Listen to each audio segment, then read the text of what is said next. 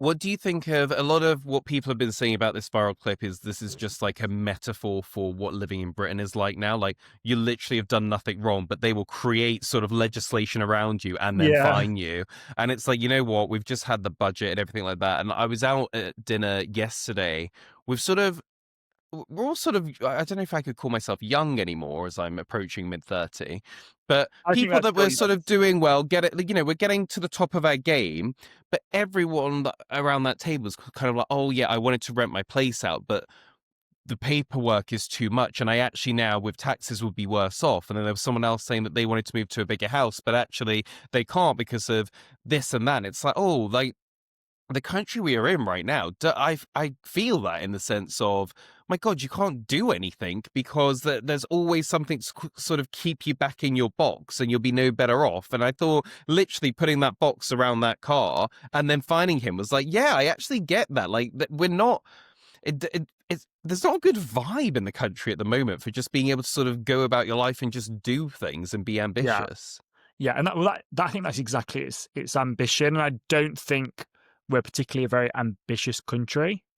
Like, I Mm, don't think that's something that is instilled in us from, like, a young age. Actually, when you think about, like, school and, like, the schooling system, a lot of it actually is just kind of do as you're told, follow the rules.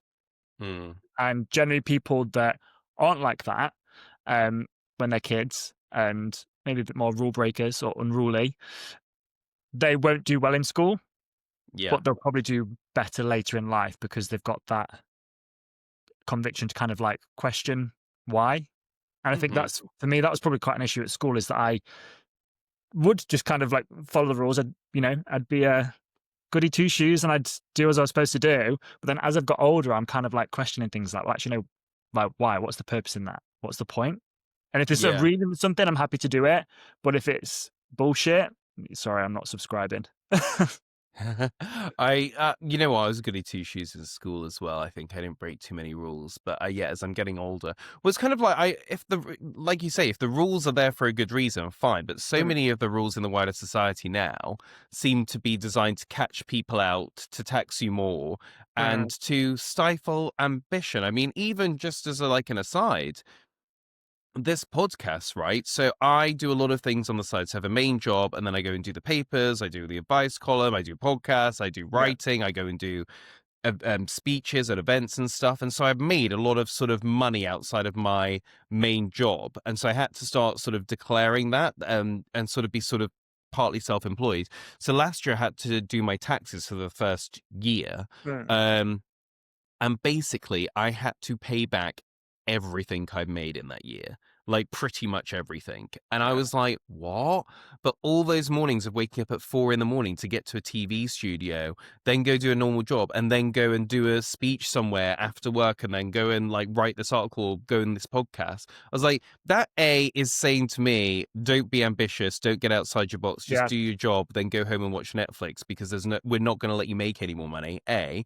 But B, it impacts the wider society in the sense of if I've been allowed to keep that money, and fair enough, I should pay some in tax. It's just yeah, of course. it's about the percentage. But I would have probably been able to have put that money into doing this podcast in person. And we would Yeah, have, I would have had you down to London, paid for your trip and all that kind of stuff. And we'd have a producer doing stuff. And it's like, no, we're not.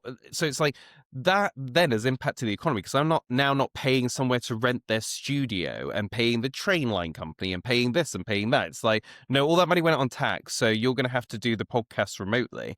And I do think that that's a wider thing of the system we're in at the moment. It's like someone that's trying to be ambitious and grow different things is sort of being beat back in their box, and that's not good for the country because that'll only go so far. yeah, I completely agree. And I think it kind of comes back to the fact that the country is just in a bit of like a lack mindset almost. Mm. Like whenever you kind of want to do something, you're faced with problems. So then you're Yeah. kind of constantly having to be like solutions focused. And it gets to the point where you're bending over backwards to try and make something work, but finding that resistance because again, there's people there that don't want you to do it or to achieve higher Mm. because they want something to work a certain way. Uh, and I think that's kind of the kind of difficulty we're facing at the minute, and it is. Yeah, it I does think look it's very bleak. hard as well. It's the one thing not on the government spreadsheets, in the sense of the government, like they do manage, they do look at productivity and they look at GDP and they look at the employment figures. I'm like, ambition is a hard thing to monitor, but Mm. I just don't, so I don't think it's a priority for them. Like, but you need to be encouraging ambition, because it's someone like me that would then eventually go off, start their own company and start employing people. And if I'm sort of kneecapped in the beginning stages, then that never happens, right?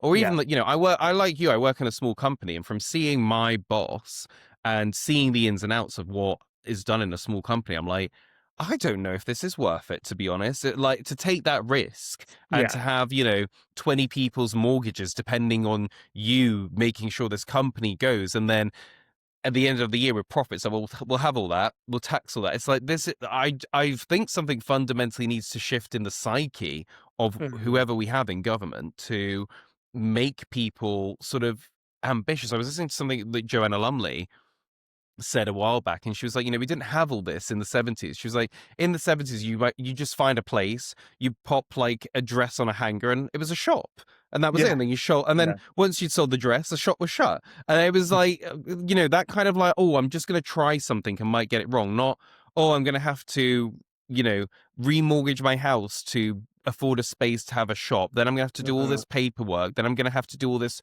up to code violations. Then I've got to employ people, so we've got to make sure I'm making their pension. It's like we've almost made it too hard to do anything. Yeah.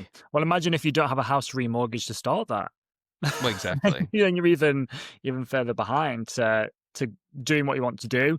No, it is hard, and I think it's a kind of like a difficult Yeah. time, I really. think that is why this clip. I mean, we started off talking about the council paying a disabled bay around a car and then giving him a load of tickets.